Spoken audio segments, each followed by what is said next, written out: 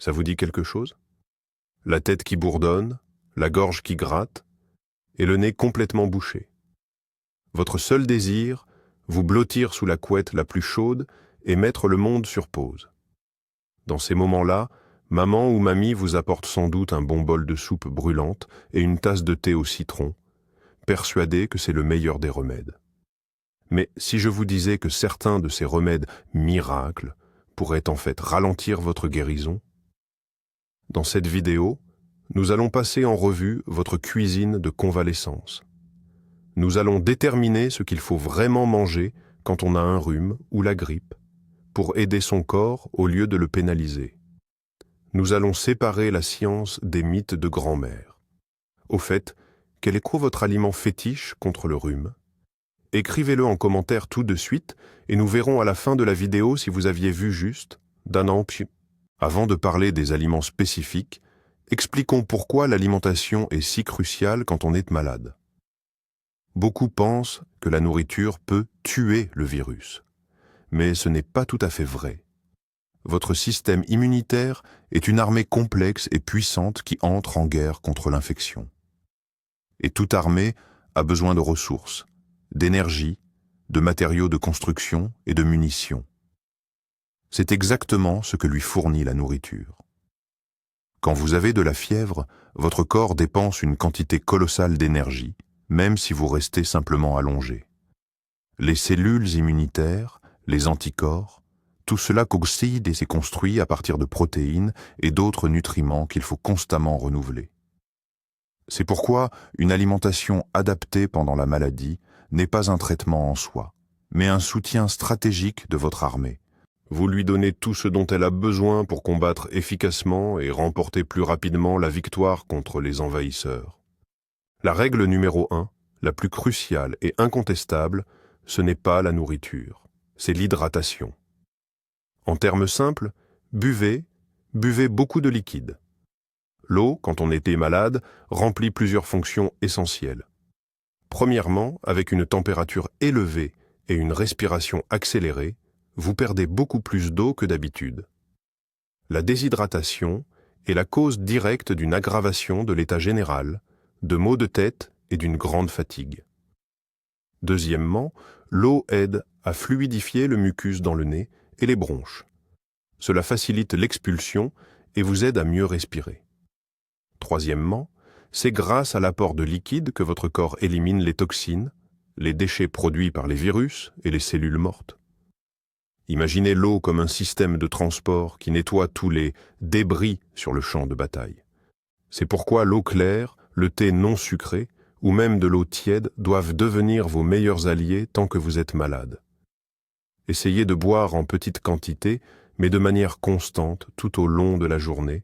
Au-delà de l'eau simple, les boissons chaudes offrent des bienfaits considérables.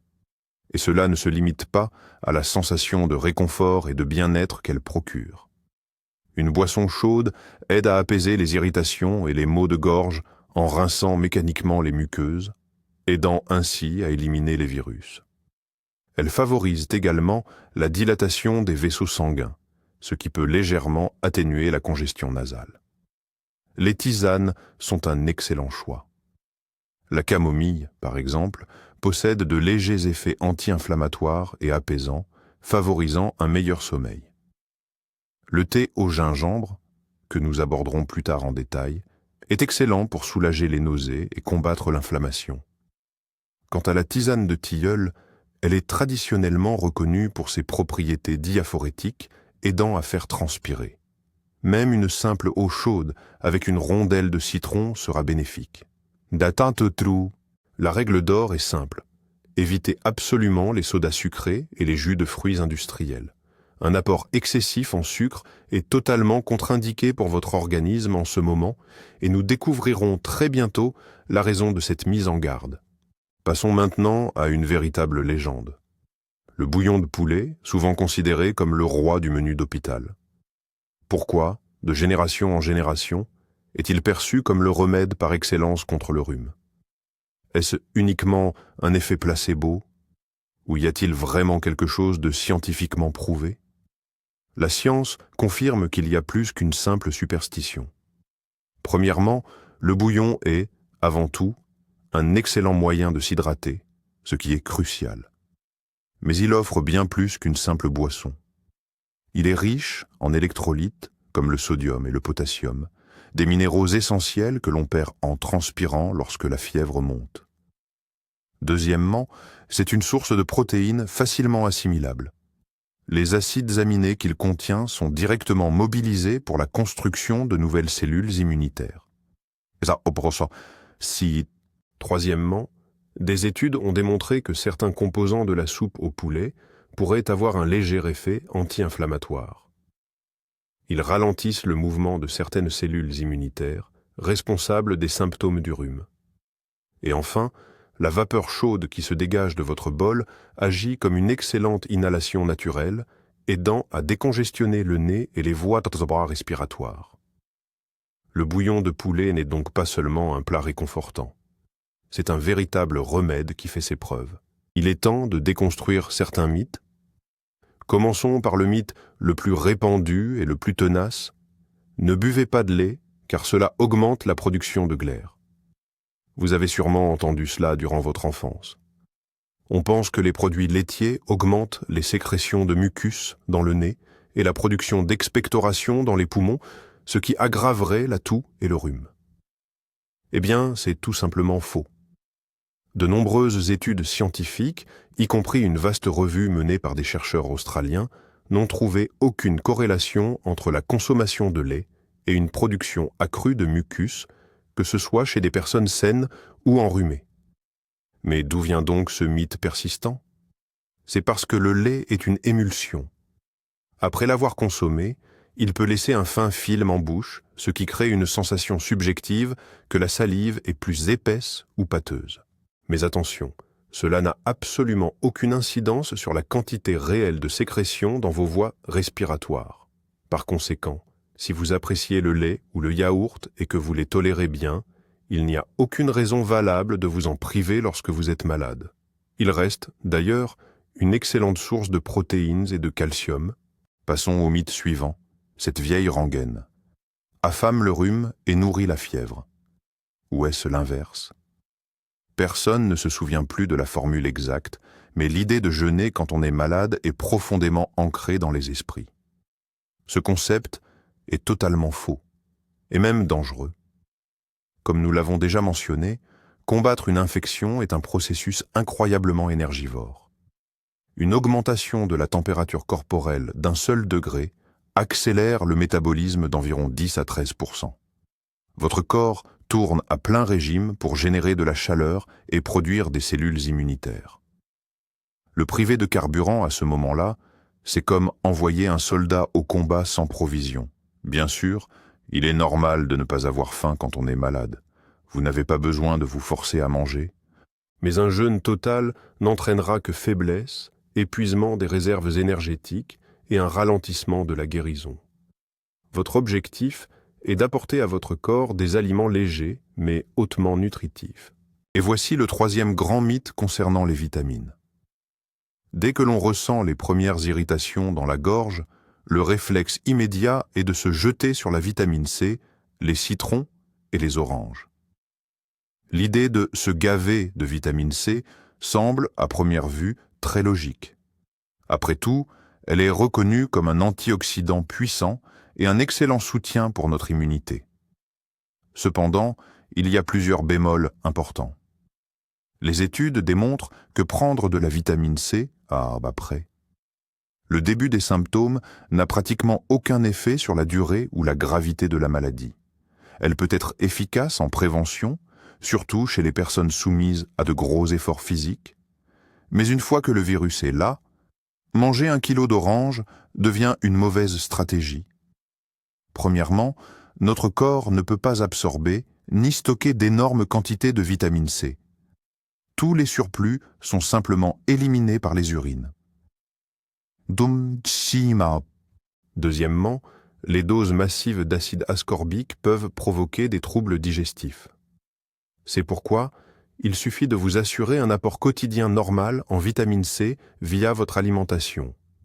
Les baies, les poivrons, le kiwi ou les agrumes. Une dose journalière est largement suffisante. Passons des mythes aux produits qui nous aident réellement. Le premier sur notre liste, l'ail. Sa réputation de rempart contre les forces obscures s'étend également au virus, et ce n'est pas sans raison. L'ail contient un composé appelé l'allicine, qui se forme lorsqu'il est écrasé ou mâché. L'allicine possède des propriétés antibactériennes et antivirales avérées. Plusieurs études ont montré que les personnes qui consomment régulièrement de l'ail attrapent moins souvent des rhumes. Et même s'ils tombent malades, leur guérison est un peu plus rapide. Pour en tirer le maximum de bénéfices, il est préférable de consommer l'ail cru. Une fois écrasé ou haché, laissez-le reposer une dizaine de minutes pour que l'allicine puisse se former correctement et seulement ensuite incorporez-le à votre plat. Vous pouvez préparer une simple tartine thérapeutique, frotter un pain grillé avec une gousse d'ail, puis arrosez-le d'huile d'olive. Bien sûr, l'ail n'est pas une panacée, mais il reste un moyen puissant et accessible de soutenir votre système immunitaire. Parlons maintenant d'une autre racine qui mérite toute votre attention, le gingembre. Utilisé depuis des siècles dans les médecines traditionnelles à travers le monde, la science moderne ne fait que confirmer ses nombreuses vertus. Le gingembre contient des composés actifs comme le gingérol, qui possèdent une puissante action anti-inflammatoire. Cela est particulièrement efficace pour soulager les maux de gorge et les courbatures. De plus, le gingembre est un remède bien connu contre les nausées, un symptôme qui accompagne souvent le rhume ou la grippe. Il aide à apaiser l'estomac et favorise une meilleure digestion. La façon la plus simple de le consommer est de préparer une infusion au gingembre. Coupez simplement quelques fines tranches de racines fraîches, versez de l'eau chaude, mais non bouillante, laissez infuser 5 à 7 minutes, puis ajoutez une rondelle de citron et une cuillère de miel. Cette boisson vous réchauffera, soulagera vos symptômes et surtout assurera une bonne hydratation. Le gingembre est véritablement votre allié épicé dans la lutte contre le mauvais moral et la maladie. Impossible d'évoquer le thé au gingembre sans mentionner son parfait allié, le miel. Ce n'est pas qu'un simple édulcorant naturel, c'est un véritable antiseptique.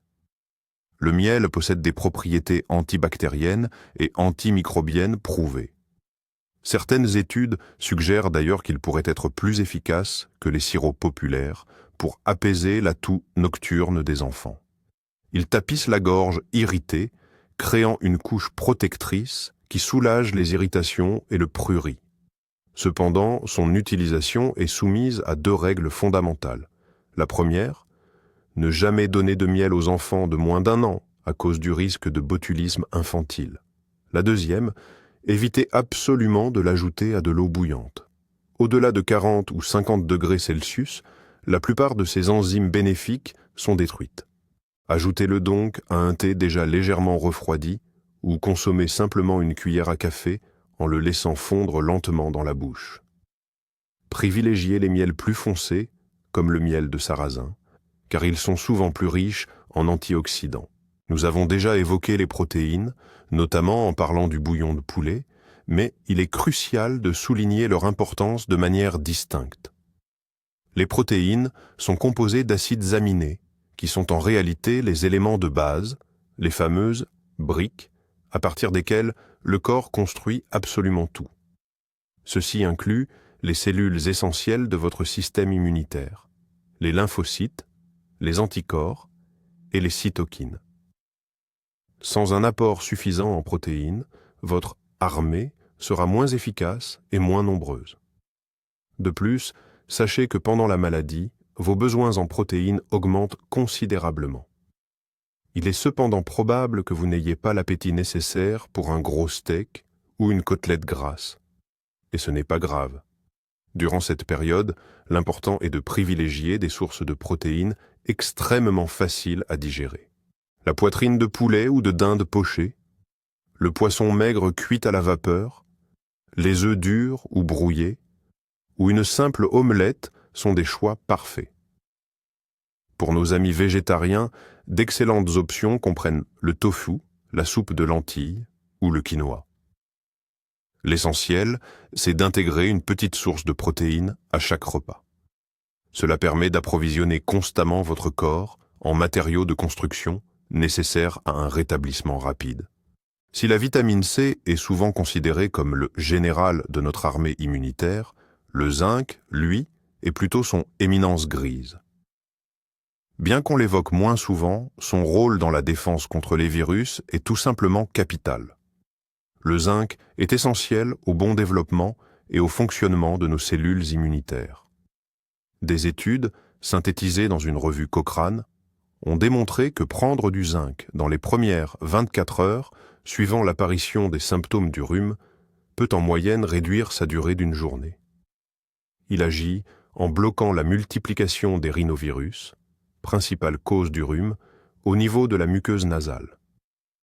Mais où trouver cet oligo-élément indispensable?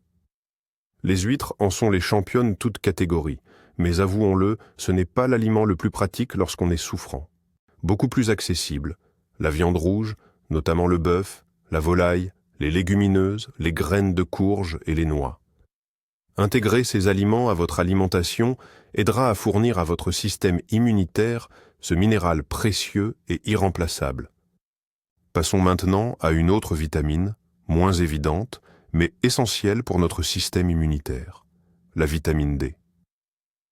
On la surnomme la vitamine du soleil, car notre corps la synthétise principalement sous l'effet des rayons ultraviolets. En hiver, en pleine saison des rhumes et autres infections, nous sommes malheureusement souvent en carence totale. Pourtant, la vitamine D joue un rôle absolument clé dans la modulation de notre réponse immunitaire. Elle a la capacité d'apaiser une réaction immunitaire excessive, prévenant ainsi la fameuse tempête de cytokines, tout en activant simultanément nos cellules protectrices. De nombreuses études associent d'ailleurs un faible taux de vitamine D à une susceptibilité accrue aux infections respiratoires. Il est difficile de combler ce déficit uniquement par l'alimentation, mais nous pouvons tout de même donner un coup de pouce à l'organisme. Intégrer à votre régime des poissons gras comme le saumon, le maquereau ou le hareng, ainsi que des jaunes d'œufs et de l'huile de foie de morue. Il est également judicieux de discuter avec votre médecin d'une éventuelle supplémentation préventive en vitamine D, surtout pendant la période automne-hiver. On y pense rarement, mais la santé de notre système immunitaire est intrinsèquement liée à l'état de notre intestin. Environ 70% de toutes les cellules immunitaires du corps y résident. Le microbiote intestinal, ces milliards de bactéries bénéfiques, ne fait pas qu'aider à la digestion. Il éduque également notre immunité, lui apprenant à distinguer les amis des envahisseurs. En période de maladie, et surtout lors d'un traitement antibiotique, cet équilibre délicat de la microflore peut être rompu. C'est pourquoi soutenir l'intestin à l'aide de probiotiques est une excellente stratégie. Les probiotiques sont des cultures de bactéries vivantes et bénéfiques, naturellement présentes dans les aliments fermentés. Les sources les plus simples et les plus accessibles sont le yaourt nature, sans sucre ajouté, le kéfir ou encore d'autres types de lait fermentés.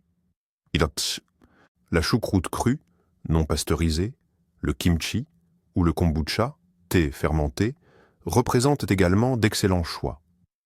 Consommer régulièrement ces produits permet de maintenir une flore intestinale saine, garantissant ainsi un soutien optimal de votre système immunitaire. Mangez l'arc-en-ciel.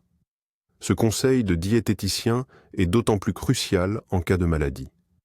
La couleur vive des fruits et légumes est due à des substances spéciales, les flavonoïdes et les caroténoïdes. Ces derniers sont de puissants antioxydants.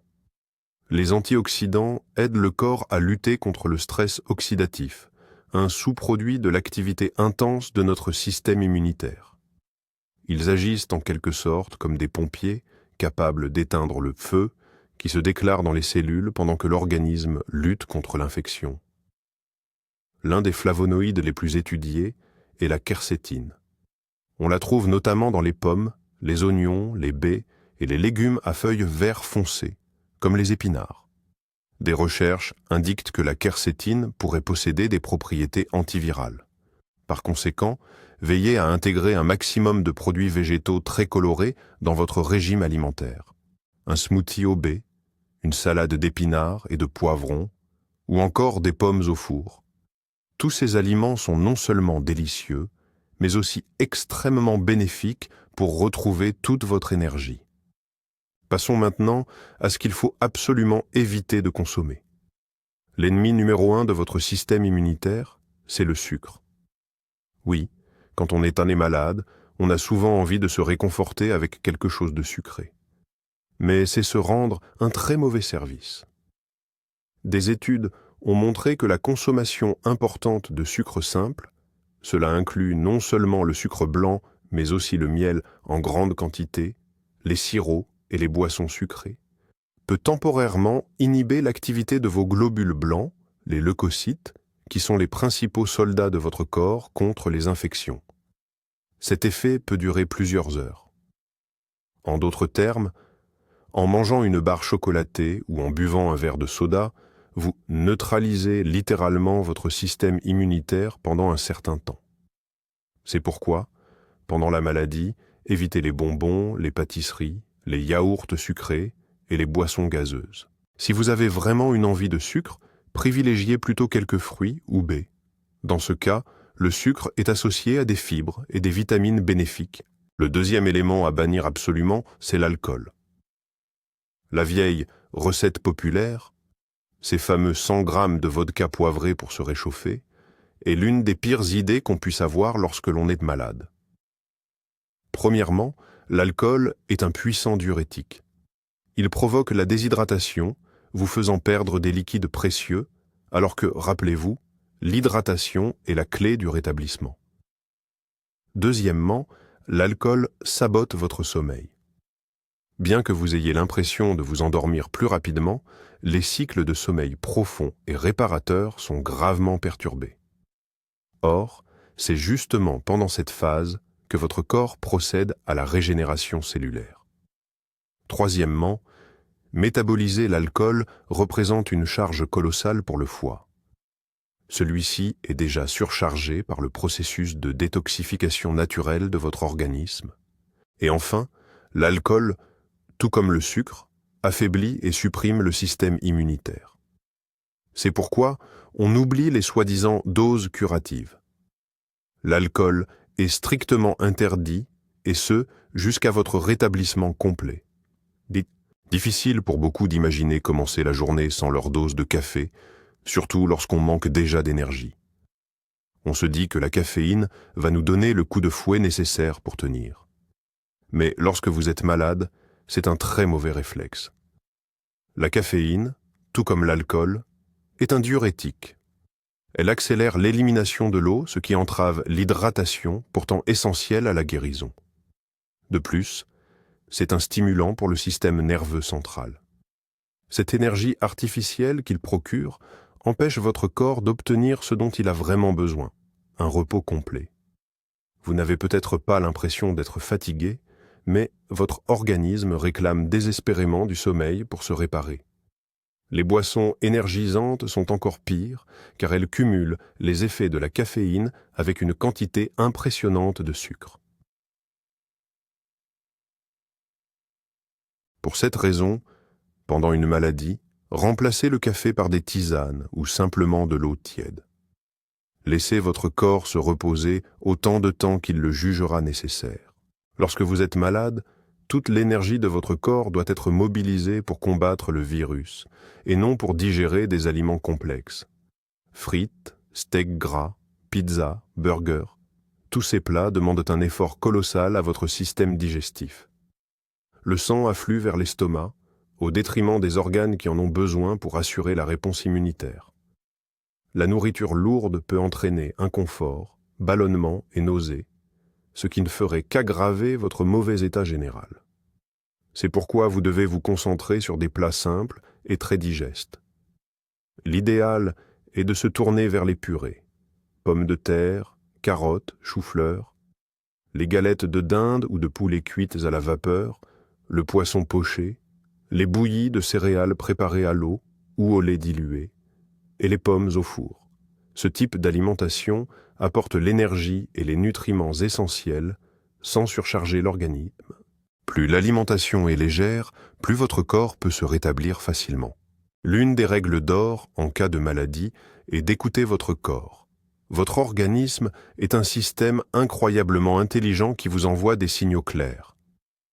Si vous manquez d'appétit, surtout durant les premiers jours, ne vous forcez surtout pas à manger.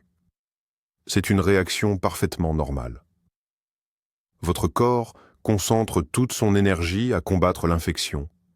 Il n'a pas la capacité de se concentrer sur la digestion. Se nourrir de force ne ferait qu'entraîner des nausées et de l'inconfort. Pendant cette période, votre priorité absolue doit être l'hydratation.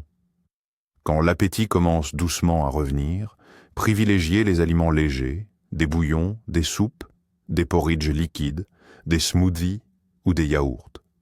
Mangez en petites portions, mais plus fréquemment, toutes les 3 ou 4 heures. Cela vous aidera à maintenir un niveau d'énergie stable sans surcharger votre système digestif. Retrouver l'appétit est le signe le plus fiable que vous êtes sur la voie de la guérison. Bonne nouvelle, la période la plus difficile est enfin derrière vous. Votre fièvre est tombée et vous vous sentez mieux. Mais que faire ensuite? Le processus de rétablissement n'est pas encore terminé. Votre corps doit reconstituer les réserves qu'il a épuisées et refaire le plein d'énergie. Il est crucial de ne pas se jeter immédiatement sur des aliments lourds ou difficiles à digérer. Continuez à manger en mode fractionné, en augmentant progressivement la taille des portions. Portez une attention particulière à la restauration de votre microbiote intestinal qui a pu être fragilisé. Continuez à consommer des aliments probiotiques comme le kéfir ou le yaourt nature. Intégrez également des prébiotiques à votre alimentation, car ils servent de nourriture aux bonnes bactéries.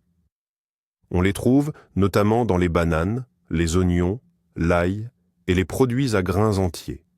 Il est essentiel de continuer à consommer suffisamment de protéines pour la reconstruction musculaire, ainsi que des fruits et légumes pour les apports en vitamines. Une alimentation complète et équilibrée après une maladie vous aidera à éviter l'asthénie post-infectieuse, cette fameuse faiblesse qui peut persister pendant encore plusieurs semaines. Alors, cette pilule magique que l'on attend dans notre assiette n'existe-t-elle pas? La réponse est mitigée. Le secret principal, ce n'est pas un unique super-aliment, que ce soit l'ail ou le gingembre, mais bien une approche globale et raisonnable. L'alimentation ne va pas tuer le virus, mais elle peut créer dans votre corps les conditions idéales pour la lutte. Elle lui apporte de l'énergie, les matériaux nécessaires à la construction cellulaire et soulage les systèmes sollicités. Retenez ces 3 règles fondamentales. Première règle, hydratez-vous plus que vous ne mangez.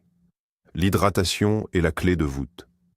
Deuxième règle, privilégiez des aliments simples, chauds et légers, des soupes, des purées ou des potages. Troisième règle, oubliez le sucre, l'alcool et la malbouffe jusqu'à votre rétablissement complet. Ne mettez pas de bâton dans les roues de votre système immunitaire. Merci d'avoir regardé cette vidéo jusqu'au bout. Si ce contenu vous a été utile, soutenez-nous avec un pouce bleu et abonnez-vous à la chaîne pour ne manquer aucune de nos prochaines analyses sur la santé. Maintenant, revenons à la question soulevée en début de vidéo.